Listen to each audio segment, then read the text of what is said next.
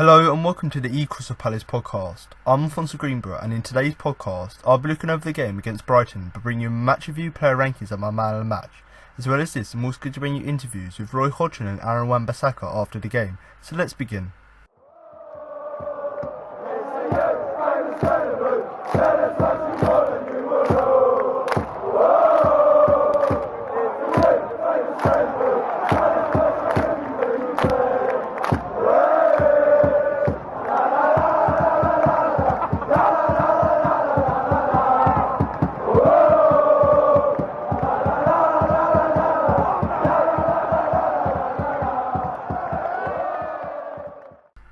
It was a derby day for Palace to forget, as 10-man Brighton ran out as comfortable winners at the Amex Stadium, scoring 3 times in the first half to stun Roy Hodgson's team.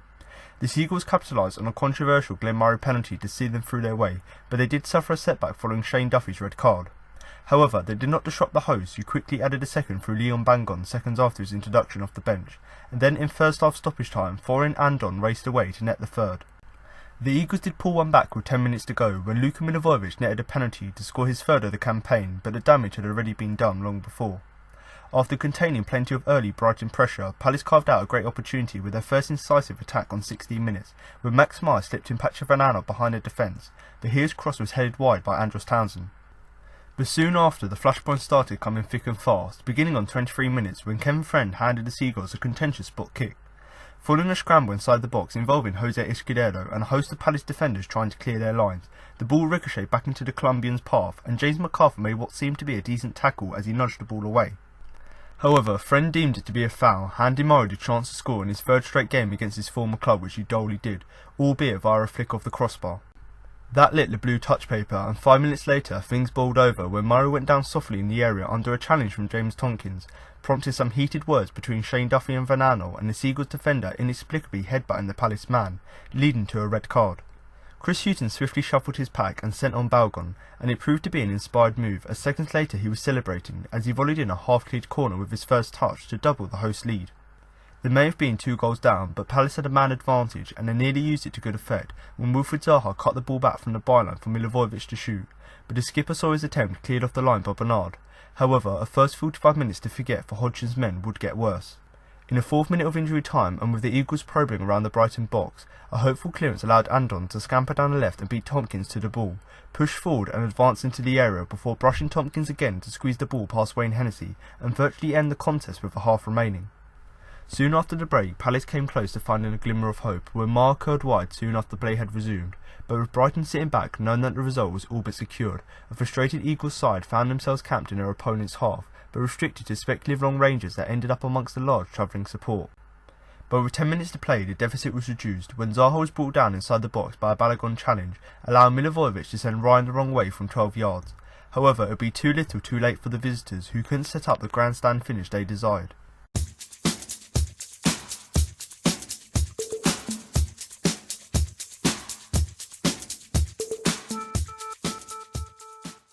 Crystal Palace's performance left a lot to be desired as they slipped to a 3-1 defeat against arch-rivals Brighton Hove Albion on Tuesday night.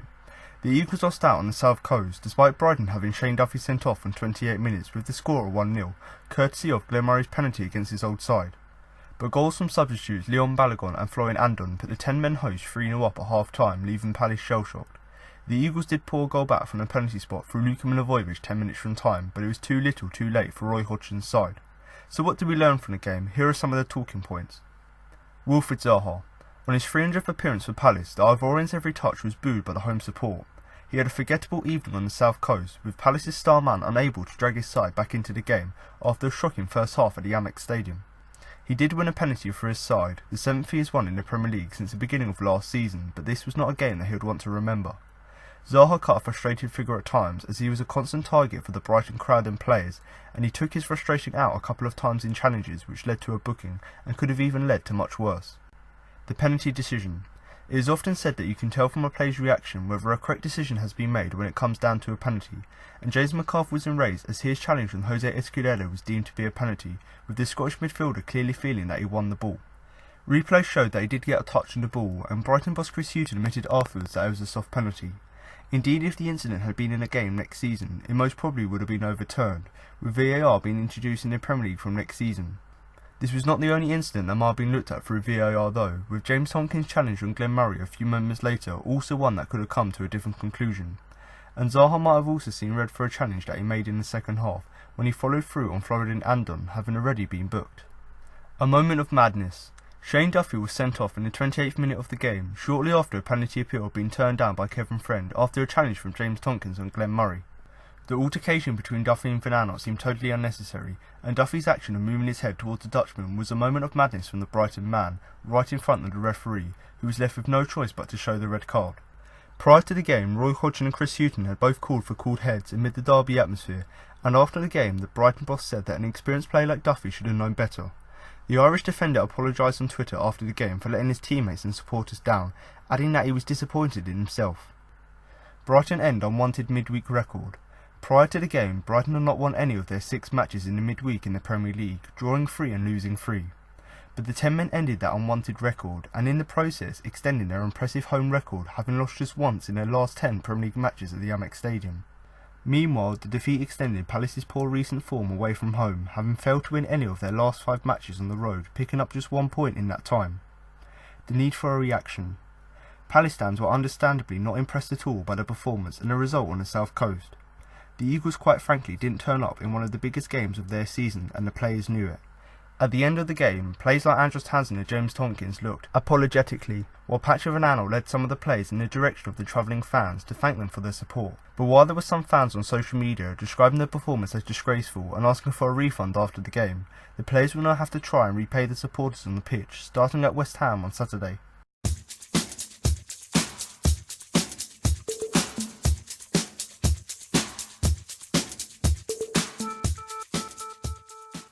So I'm now going to move on to my player ratings, but before I start, don't forget you can follow us on both Twitter and Facebook at @Crystal Palace for all the latest Palace news. And also, if you're on Facebook, do feel free to join our Facebook group, which is a really great place to join in with discussions and also share your opinions with other fans. And if you are someone like myself who does like to go onto forums, not only to post your own opinion, but also just to read what other fans are saying, then of course, because we have quite a similar format, I'd obviously recommend you do join the Facebook group. Now, going back to the Facebook and Twitter pages, if you are someone who likes to keep up to date with all the latest Palace news, whether that be results, whether that be transfers, whether that be sort of player interviews, or whether it just be sort of our opinion as a page, and you really just want another place to get all of that stuff and another Palace page to follow, then of course you can follow both our Twitter and Facebook pages at Crystal Palace. And of course, like I've said, it is a great place for you to get all the greatest news. Now, another great place for you to share your opinion and for you to get involved with the page is in the YouTube comments. So if you are listening to the podcast on YouTube, then do feel free to drop a comment below the video with your player ratings, where you rate the players' performances from 1 to 10, with of course 10 being the best and 1 being the worst. And you know, after a performance like this in the midweek, you've got to look at it and go, yeah, we're probably going to see quite a lot of 2s and 3s in this game. Now, even if you don't want to do your player ratings, whether it's because you think the game was just so bad you don't want to look at it, or whether it's just the fact that you'd rather just give your general views of the game, then of course also feel free to do that below. And you know, obviously I give you my opinion in the podcast and I obviously rate the players, so obviously it'd be great to see your opinion and basically see how sort of my perspective of the players' performances does compare to yours. So do obviously feel free to comment below with your player ratings, and it's not only so that I can come to the video and, you know, see what the listeners thought, but also any other Palace or Brighton fans who do find themselves on the channel. Not only do they listen to my views and my opinions in the podcast, but they can actually just read the comment section as well, just so they can get a more broader sort of, let's say, a more sort of fairer or more broader reflection of the game as a whole. So if you are someone who wants to get involved or even wants to ask me a question, of course I'm ready to answer them. So of course do feel free to do that in the YouTube comment section below. So once again, either your player ratings or obviously just your general views of the game. Now, if you do want to follow any of the social media pages that I've already mentioned or join a Facebook group, then you can obviously check all the links that will be in the description below.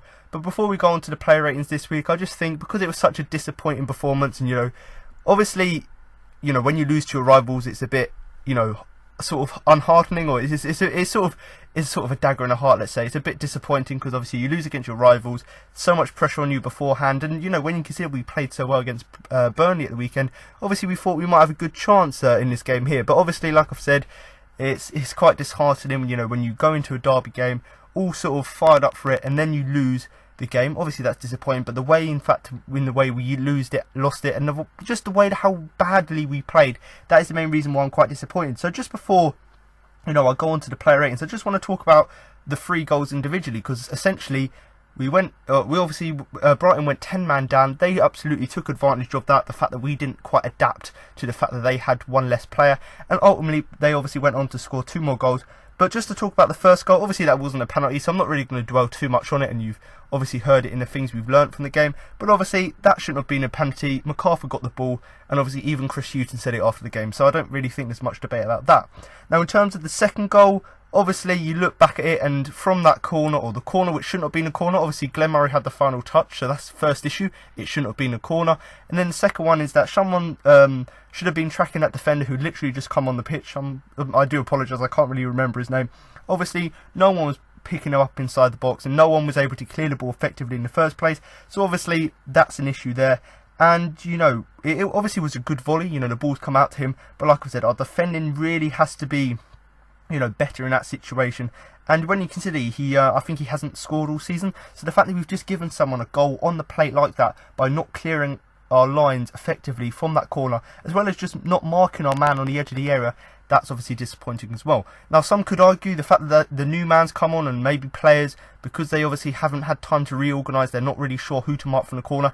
Even if that is the case, if you're a player who's now got no one to mark because your player's been sent off, you just go in the area, you know, you do zonal mark and do whatever you have to do, but just don't leave a guy like we did on the edge of the area who can hit a sweet volley and score. Now of course, obviously that's disappointing, but even the third goal really is just a bit of a bizarre goal, because we had a great chance, you know, to whip in the corner. Obviously we had loads of players in the box.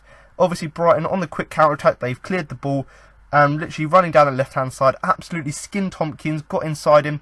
Just as he's got inside the box, it looks like Tompkins got the ball back, but then the defender takes it off him again, round tendency, and scores from that. Now obviously this goal is sort of a bog standard one. You know, we've got absolutely done on the counter attack, the fact that both our centre backs have got turned inside out, but actually I suppose all 3 of our goals are really bog standard. You know, obviously we know that the penalty wasn't really a penalty, but you know, if McArthur hadn't have got the ball in that situation, it would have been a clear penalty, you know, no debate about that. So that's just another bog standard sort of penalty or goal to give away.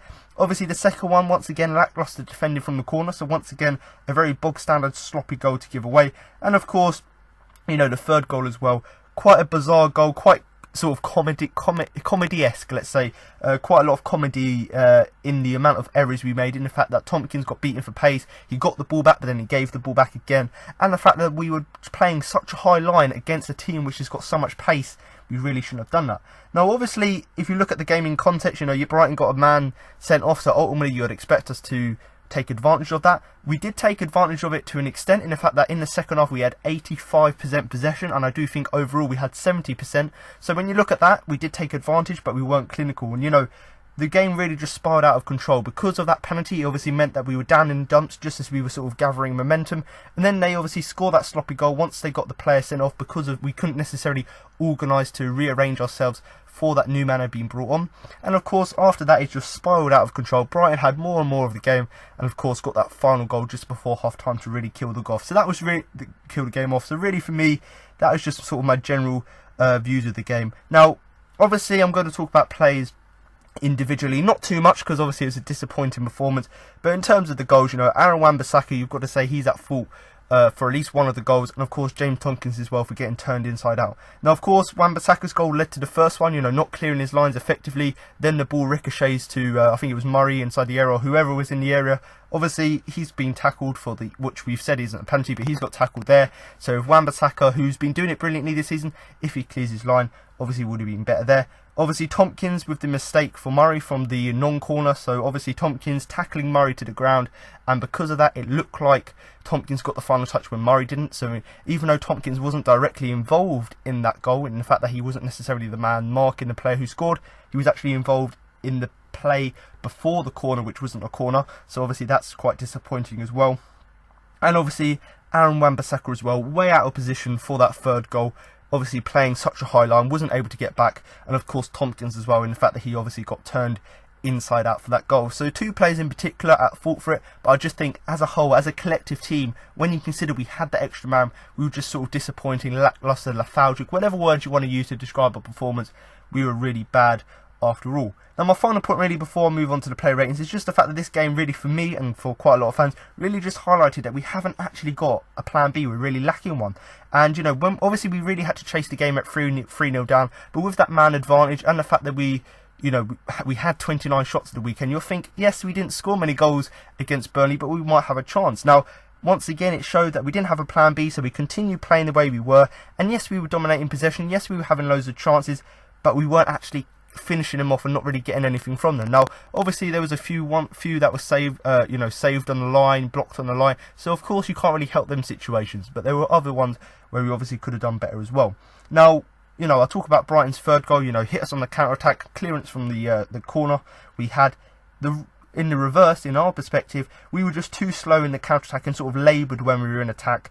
And basically, even when we did get the ball into the attack, we were just getting it up there so slowly that Brighton were able to organise and really just sort of counter that with their defence. So really, even though we were having the lion's share of possession, even though we were dominating the play in midfield, and even though we were getting chances in the box, because we were so slow in that build-up beforehand, really that sort of made it difficult for us, mainly because in the fact that Brighton just had so much time to obviously organise, and basically that gave them the structure to obviously defend against us.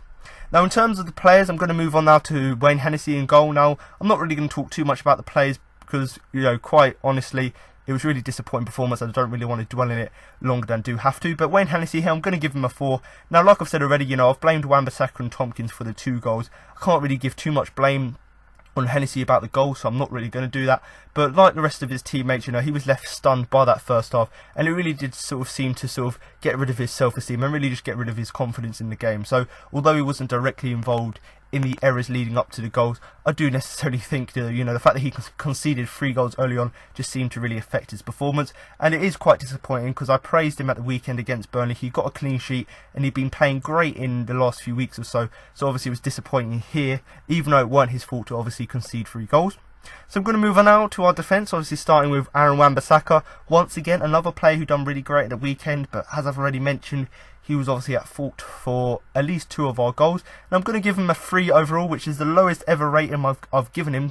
When you consider how young he is and the fact that he's set his bar so high, this is an absolutely disappointing performance from him because he's normally getting 7s every week. Now, obviously, he was far from his best, and obviously we know that by his performance and, you know, the 3 I've given him. But the thing that really disappointed me is just the fact that he made a lot of basic mistakes in his defensive play, and he was actually just getting quite involved in quite a lot of our say mix up with or in our build up play going forward. So obviously, like I've said already, you know, he's been absolutely outstanding this season, you know, by far one of our best players, and I can't really think, other than sort of 2 or 3 tackles he's missed in the last sort of 10 games or so, he's been absolutely flawless defensively. So of course it was very disappointing for him to see him make such basic mistakes when you consider the high standard he's been setting defensively. And of course he's normally very composed on the ball, and given his age, that's quite surprising. But here he was involved in quite a lot of the mix-up, especially with Luka Milivojevic in the build-up to the penalty for the first goal. So albeit it wasn't a penalty, as I've already discussed, the fact that Wan-Bissaka and Luka got a bit confused and Wan-Bissaka didn't necessarily clear the ball effectively, which led to the ball getting in the box and McArthur making that challenge to get the ball away, which eventually was given for the penalty. You've obviously got to look at Wan-Bissaka and go, ultimately, like you've been doing this season, you should have continued that and just cleared your lines. So now I'm going to move on to the first of our 2 centre-backs in the side, and that is of course Mamadou Sakho. Now, as I've already mentioned, in the fact that it was a disappointing performance, you know, from the whole team, and the fact that we lost 3-1 in the end. But obviously when you look back at the goals, I don't think Mamadou Sakho was directly involved in it, but he was still quite a disappointing performance, you know, when you consider how much I praised him after the Burnley game for getting that clean sheet and putting in such a solid performance. It was of course disappointing for him coming into this game, considering it was obviously against our rivals, all of this sort of, yeah, basically all the fuss that was being made about the game, all of this sort of excitement, and then we come into the game and we perform like that. That is obviously quite disappointing. So I'm going to give him a 3 overall. Now, I do think quite early on in the game, when you consider how far up the pitch Brighton were pressing us, and when you consider just how much sort of pressure and how many chances they were, you know, throwing at us, obviously Sakho in particular, I do feel struggled quite early on. And much like what I said with Wan-Bissaka, it was a number of poor defensive errors which led to Sakho sort of struggling early on in the game. Now, of course, despite that, I was one of our better defenders. Obviously, we weren't, you know, we were nowhere near good enough on the day. But actually, Sakho, he's come out of the game with a little bit more praise than the other defenders, mainly because he made a number of good challenges and blocks in the second half. but when you consider the damage was already done in that first half, it doesn't really make up for it. And certainly conceding 3 goals in the first half, obviously it doesn't look good for any defence. But I do think, you know, we've got to sort of take Sakho out of here, mainly because he wasn't directly involved on it. But like I've said already, I'm going to give him a 3 because, you know, much like the whole team, is a disappointing performance overall. But like I've said, he obviously was great at the weekend, but this was no means his, you know, highest standard. And certainly, you know, we're going to be playing against even better opposition in West Ham at the weekend. So we're going to need Sakho to be back on his best, because when you consider the pace on the counter-attack and the physicality that West Ham have, obviously we're going to need our players to obviously stand up and basically, you know, make it difficult for West Ham, because we've done it against Burnley. We absolutely flopped here against Brighton, so of course we need to improve that and rectify that going into the next game. Now, James Tomkins, you know, I've already mentioned quite a lot about him already, but obviously I'm going to give him a 2 overall. Now, obviously he'll not want to watch this game back, because I talked about at the weekend how consistent he's been and how great he's been for Palace, and then he puts him in a performance like this, which I've never ever seen from him. And certainly the reason you won't want to watch it back is because I'm not really exaggerating, but this was his worst performance ever in a Palace shirt. And certainly that third goal in particular, where he's absolutely got skin for pace, then done really brilliantly to win the ball back, then just gives the ball back to the attacker. Obviously that was obviously disappointing. Now, much like Sakho, I do think he did struggle in the first half, and ultimately maybe it's just because he was off form, or whether it's just the fact that because of or basically from the start of the game, from the off, the fact that Brighton were putting pressure on us, putting chances on us, whatever it was, obviously it seemed to affect both Tomkins and Sakho's performance. And like I've said already, you know, in terms of the goal, he was just outpaced by the substitute, Florin Andone. So of course, you know, yes, we know Tomkins doesn't have that much pace, but the fact that he made an effort to get back, he got back, and then he obviously failed by giving the ball back to the defender. That was of course really, really disappointing. Now, that's something you'll come to expect from defenders. You know, if you do so well to win the ball back, you think that's great, now you need to finish it off. But the fact that he won the ball back, then made another mistake and gave the ball back, that was obviously disappointing. Now, obviously, I suppose the word to use is pickpocketing, and that was exactly what it was, because Tomkins wasn't expecting it. He's done the hard work, he's got back, he's got the ball back, and then the fact that he just got the ball taken off him so easily, that was of course disappointing. Now, obviously it was a great finish, and the fact that he ran about 50 yards, cut inside and then scored. But from our perspective, you know, obviously we were playing such a high line, which I don't know why we were doing that, but also the fact that the players weren't able to get back quick enough was obviously another disappointing performance. Now, just to add to that misery, you know, I've given him a 2 because of he was at fault for the first and the third goal.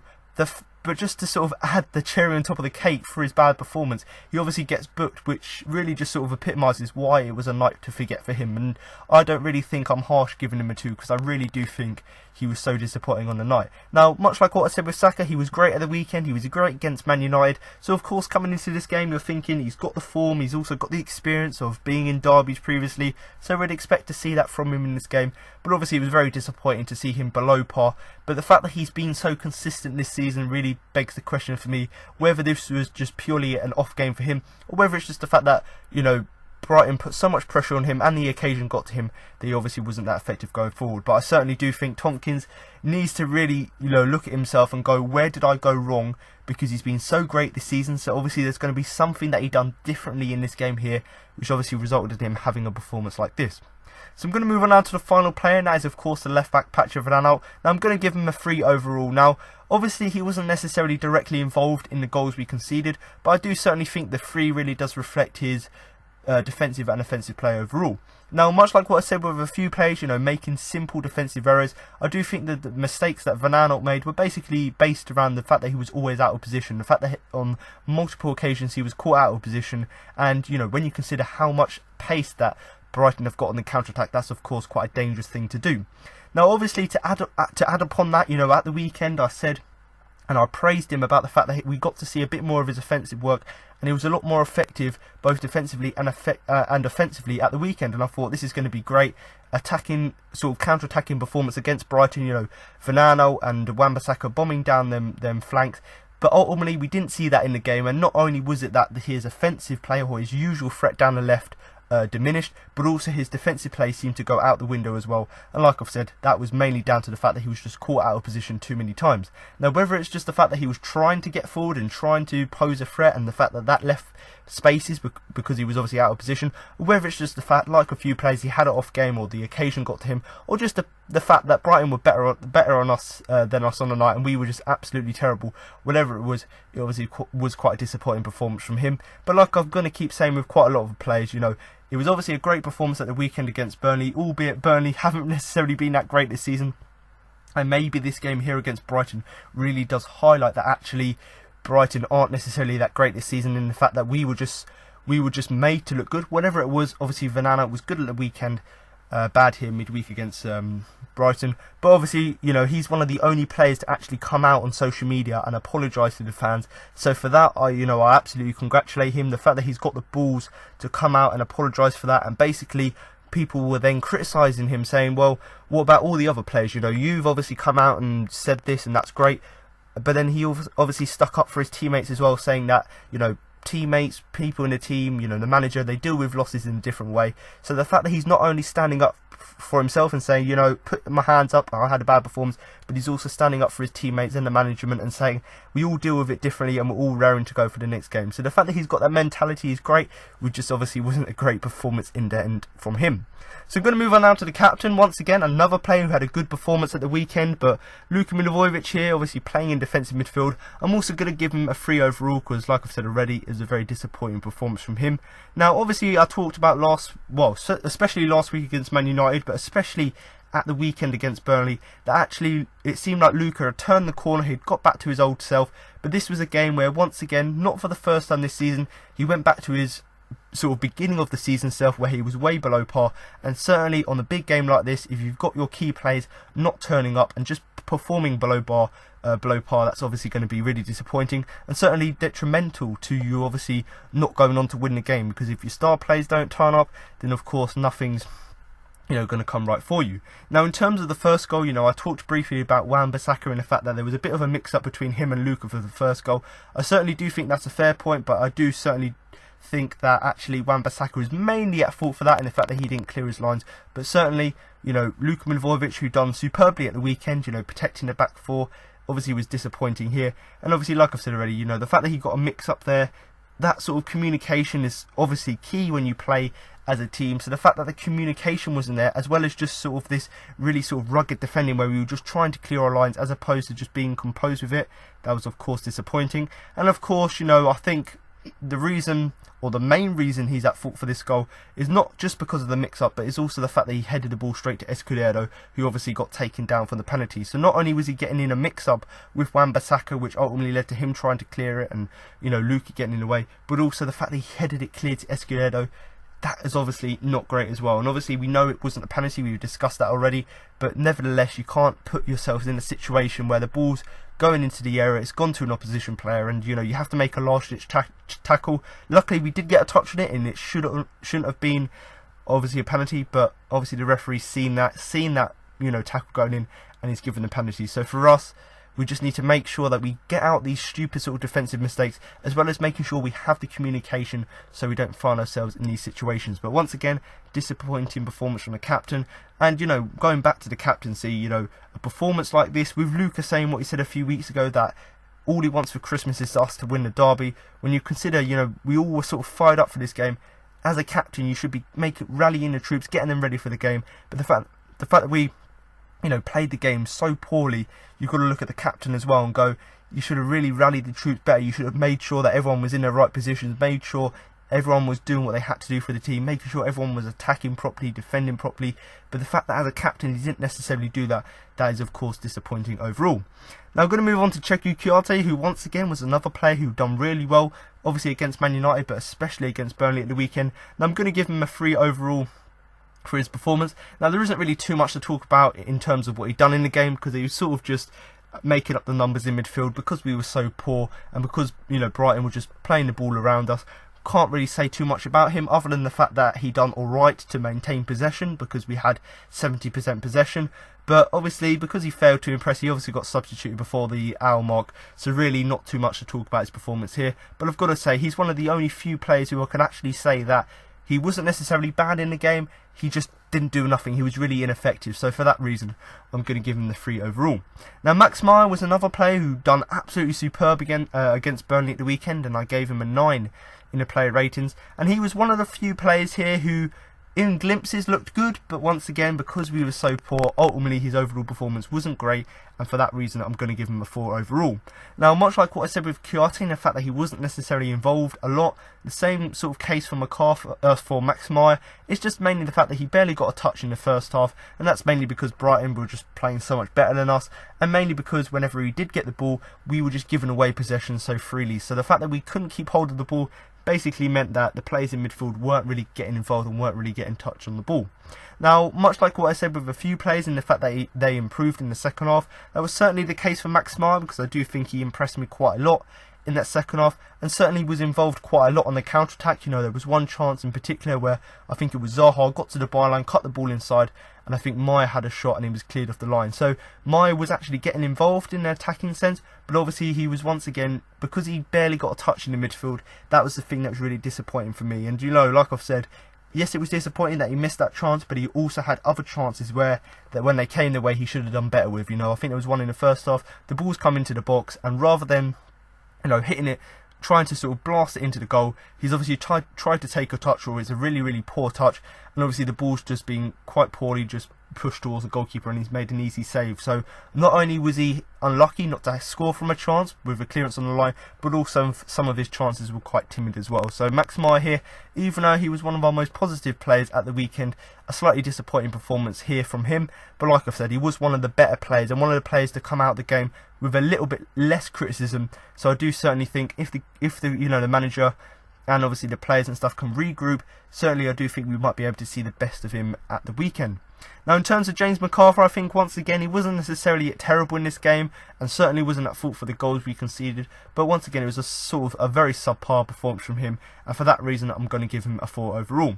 Now, obviously, like I've said already, you know, I could talk for ages about the penalty, but I've said it, Rory Hodgson said it, Chris Hughton said it, most of Twitter said it, in the fact that it wasn't a penalty, James McArthur got a touch, and actually, if we had VAR, it would have been overturned. And, you know, we can obviously debate about this all we want, but, you know, James McArthur made a fantastic tackle there, unlucky for it to be given as a penalty. So for that, obviously I've already discussed that, don't really want to talk about that anymore. But the main the main reason I'm going to give him a 4 is just the fact that he wasn't terrible, he wasn't totally ineffective in the game, and he certainly wasn't at fault for the goals, but the fact that he just struggled to make any sort of real impact on the game going forward in particular was the thing that's really disappointing for me. Now, obviously with him playing in a wide position the same as Max Meyer, you'd expect him to be one of the more sort of attacking midfielders in the fact that he can go up, you know, go up that right flank, cut inside and be an attacking threat. So of course that's great that he's in a prime position to obviously attack Brighton, but the fact that he even struggled to make a real impact there, especially when we had, you know, 70% possession, you know, we had all of the ball, the fact that he obviously struggled to actually get on the ball and actually make an impact going forward, that was of course disappointing, because I certainly do think after he got that goal at the weekend it was going to be a turning point for him, he was going to improve, but certainly it was a disappointing performance from him there. So obviously, like I've said, really struggled to make an impact going forward, and I do certainly think he could be one of the players to make a difference. Even if we didn't go on to win the game, if we had just got a goal, or even if we drew the game, you know, a play like McArthur would have been quite crucial and quite integral to that, in the fact that he's a player who's really good in defensive areas, but obviously in this game here he obviously didn't have the impact he would have wanted. Now, in terms of Andros Townsend, you know, I gave this guy so much praise after the weekend because obviously how great a goal he scored. I'm going to give him a 4 overall for his performance here against Brighton. Now, the one thing I've got to give him credit for is the fact that he just worked hard up top, and that's something you can't really normally discredit him for, but in this game here, I do certainly think, considering it was an overall bad team performance, I do think we've obviously got to give him credit. But the fact that he just was lacking the end product, that was the thing that was really disappointing for me. Now, of course, he had a few shots from outside the area, as he did against Burnley, as he did against Man United, which of course went over. Now, when you're chasing a game, you basically want to shoot at every opportunity to try and get into the game, and obviously that's fair. But because Brighton were putting so many men behind the ball, it basically meant that every time we went forward, we were getting pushed further and further back, taking shots from 30-40 yards, mainly because we couldn't get inside the box. And Townsend was one of these players who seemed to suffer because he knows he's got the capability of scoring from there, so rather than just making a calculated, you know, guess or decision to actually when to shoot, he was just taking shots whenever he had the ball on the edge of the area, and most of them were going wide, going into the stand. So although he was trying to work hard and trying to, you know, make chances and have shots for us, the fact that they didn't come off, and the fact that they were obviously, because of how well Brighton were defending by just parking the bus, essentially. We just got pushed further and further back, taking shots from distance, and obviously that didn't end well.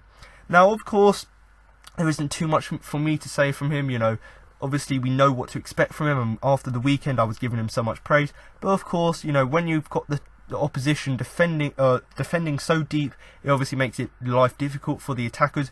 But also, when you consider your defensive opponents or your defensive teammates have just given basically given 3 goals away quite cheaply, of course you can be obviously quite disappointed with them, because I certainly do think if we'd been only 1-0 down because of that dodgy penalty, then maybe the game could have been different and maybe someone like Townsend could have had more influence on the game. Now, the final player is, of course, you know, Brighton's biggest enemy, and that is, of course, Wilfried Zaha. And, you know, once again, another player who I gave quite a lot of praise against Burnley, but once again, coming into this game here, as was the whole team's performance, it was very disappointing from him.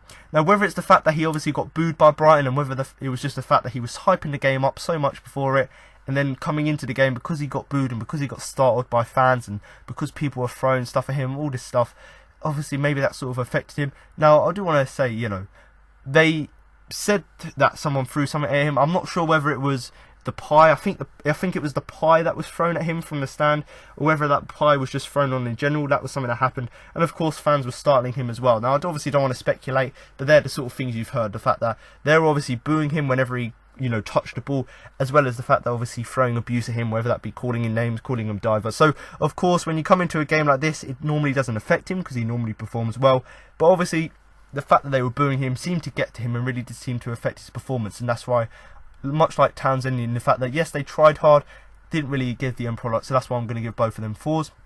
Now, obviously, it was his 300th appearance for Palace, which is great, and, you know, congratulations on getting to that milestone, because when you consider how young he is, you know, the fact that he's got to that sort of milestone already is obviously great things, and hopefully he does stay with us for a few more seasons to come, so of course he can obviously go higher up in these charts. Now, like I said with Townsend, you know, the main reason I'm going to give him a 4 as opposed to a 3 I've given to most of the players, it's just the fact that he was causing problems for the opposition, like he always does against Brighton. Had a few shots, won the penalty, so there isn't really too much more to say about that. But much like the whole squad and much like all of the fans' sort of perspective of the game, this will really be a game that won't really live long in the memory, mainly because it was just absolutely a diabolical performance from us, but also just the display as well was obviously disappointing. Now, in terms of the substitutes in the game, you know, I don't really want to talk too much about them because they didn't really come on and make that much difference to the game. But what I've got to say is that both subs, even though the game was already lost in the fact that we obviously gave it away so cheaply, I've still got to look at it and go, the subs performed better than the players did who they replaced on the pitch. So in that respect, I'm going to give both Alexander Sorloth and Jeffrey Schlupp a bit of credit, because they actually came on and not necessarily influenced the game. In fact, they changed it and they you know, got us back into the game. But the fact that they actually came on and just made some sort of difference to the game and looked like they were more up for it than the players obviously before them, that was of course great to see as well. Now, in terms of Alexander Sorloth, he came on for Kouyaté in the 57th minute. Obviously he was brought on just to bring a bit more height and just basically a focal point to our attack. And like I've said, yes, he got attacked and he was involved and he obviously added that physical presence that we were missing, but obviously he didn't necessarily have a real attempt on goal, but also the damage was already done. So heaping so much pressure on both Sorloth and Jeffrey Schlupp, that's of course, you know, quite a lot of criticism, and of course not much good is going to come from it. Now, in terms of Jeffrey Schlupp, he obviously came on from McArthur in his 73rd minute, and basically the reason he came in is just to give us a bit more pace in midfield, and obviously he got stuck in, but like I've said, it wasn't really enough to get us back into the game. But like I've said, the fact that these subs actually performed better than the players they replaced really just goes to show that actually maybe it was just the fact that we were tired from the weekend, the fact that we played the same side, or whether it's just the fact that they had seen what happened and what had happened from the bench, they had seen what happened in the game, and maybe they wanted to come on and make a difference and actually try and get us back into the game. But whatever it was obviously nice, albeit they weren't necessarily great. It was obviously nice to see them have some sort of impact off the bench. Now, I really just want to finish on a point that I've seen a few people pick out of, and that is basically just in terms of the loss itself, you know, rivalries aside, but actually the loss and the performance. Now, too many times this season, you know, we've played well. You know, you've got to look at the Tottenham game, for example, the Chelsea game, where we play well for most of the game and we've still lost. And obviously that's a really quite disappointing feeling after the game, mainly because you play well but you get nothing, or you get no reward for that. And of course, this game here, The only thing I'm glad about the game is the fact that we didn't find ourselves in that situation like the Spurs game, like the Chelsea game, where we played well and we didn't get anything from the game. So it was actually nice, albeit the result was horrible and I never want to talk about it again. It obviously was disappointing in the fact that yes, we played absolutely terrible, but at least we actually got what we deserved, rather than the Spurs game where we played well and we didn't get what we deserved. Here, at least we actually got what we deserved for how badly and how diabolical our display was. And like I've said already, we did deserve to lose this game, and it was actually nice, albeit the result wasn't nice. It was nice to finally actually get what we deserve, as opposed to, expecting more from the game. Now, of course, aside from that penalty, which obviously wasn't a penalty, and I've already discussed that quite a lot, our defending was absolutely lackadaisical in the game, so I can't really, I can't really say too much about that, other than the fact that we were just absolutely terrible defensively. And if it wasn't for our defensive performance being so bad, we maybe would have had a chance to get back into the game when it was 1-0, but ultimately, because we made these silly mistakes, that's why we obviously went on. And obviously the fact, this has sort of been a theme since the Pardew era, but the fact that we didn't take advantage of the fact that we had 10 men, that was of course disappointing as well. Now obviously Brighton parked the bus, and obviously that makes it difficult for us to break down their defence, but nevertheless you've got that one man advantage. Whether it be you make a substitute at half time and bring on just another attacking player for someone like Chiarte, for example, or someone like McArthur, bring on another player like Sorloth or Slup earlier on in the game, just to try and break them down, because they've already got their lead 3-0 at that point at half time. Obviously we got the penalty back, but ultimately, because they parked the bus, there wasn't really too much we could do about that. And like I've said already, the fact that we failed to break down the defence, even with 85% possession in that second half, that was of course disappointing. But my final point really is the fact that yes, this was Brighton's first win since 2005 in the league. Obviously they beat us last season in the Cup, but in the league, first time I think since 2005 they've beaten us. Obviously that's disappointing, but we've now got to move on to Saturday, because obviously that is an important game. But overall, disappointing performance, and like I've said, I don't really want to talk about it any more than I have to. But I suppose the only real good positive from the game is at least we scored in the game, late on in the game, albeit it was through a penalty. But in terms of the game, at least Luka got the goal, good penalty, sending the goalkeeper the wrong way. So in that respect, I'm not sure whether I mentioned it with Luka, but I suppose in that respect it was actually good for him, as the captain, to actually get the goal, which could have got us back into the game. But like I've said already, the damage was done, and it was obviously too little too late.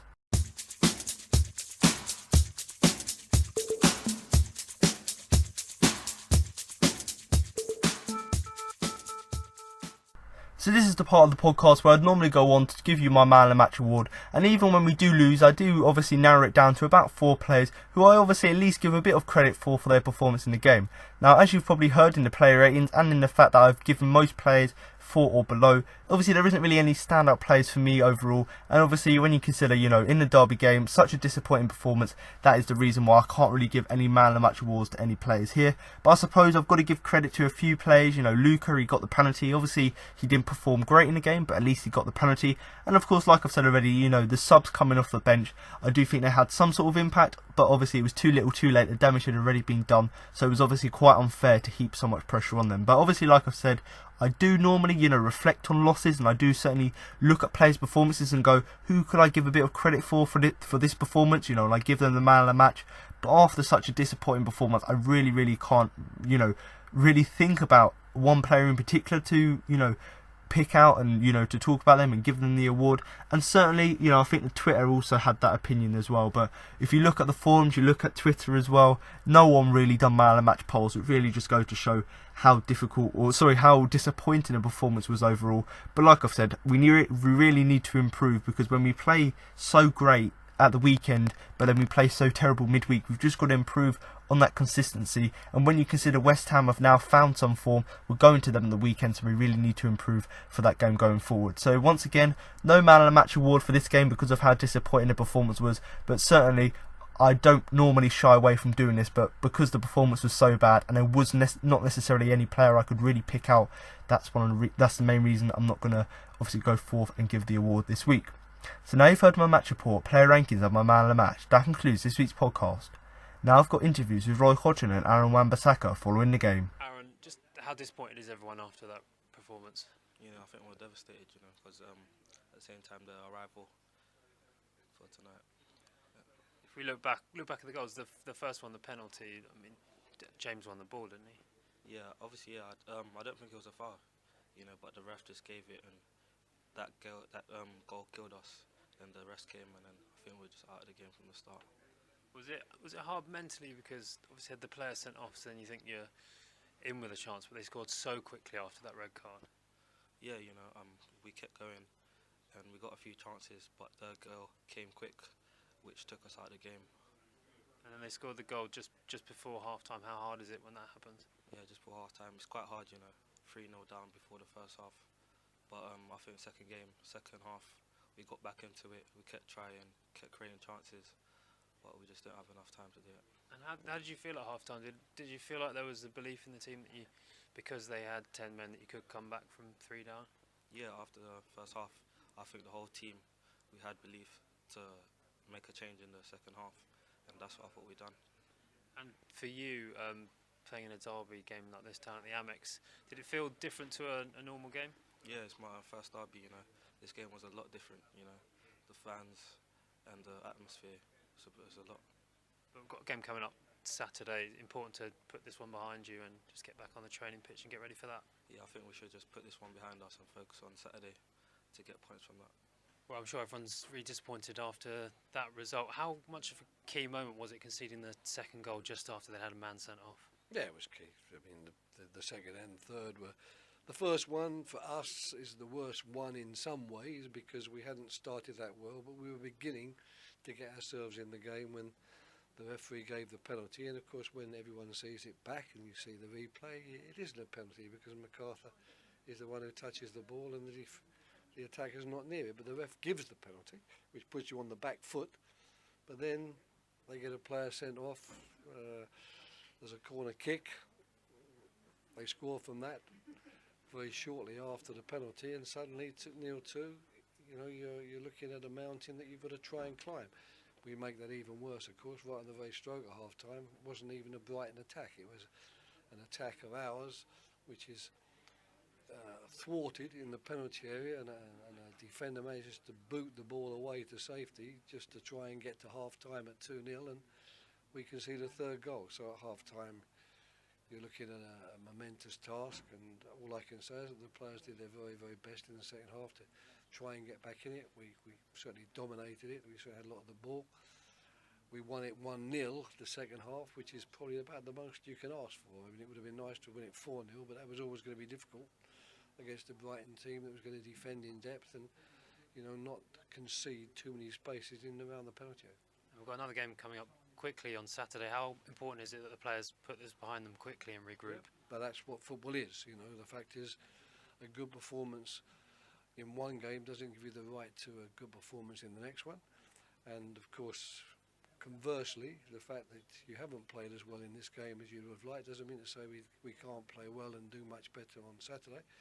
But just as we were very satisfied with ourselves and very happy with the performance on Saturday, today is the other side of the coin, and that's what football is, and that's what we're going to have to face for quite a few games this season, because we aren't Manchester City, and I can't expect that we're going to go out every game and win it in the same way maybe that Guardiola believes his team can.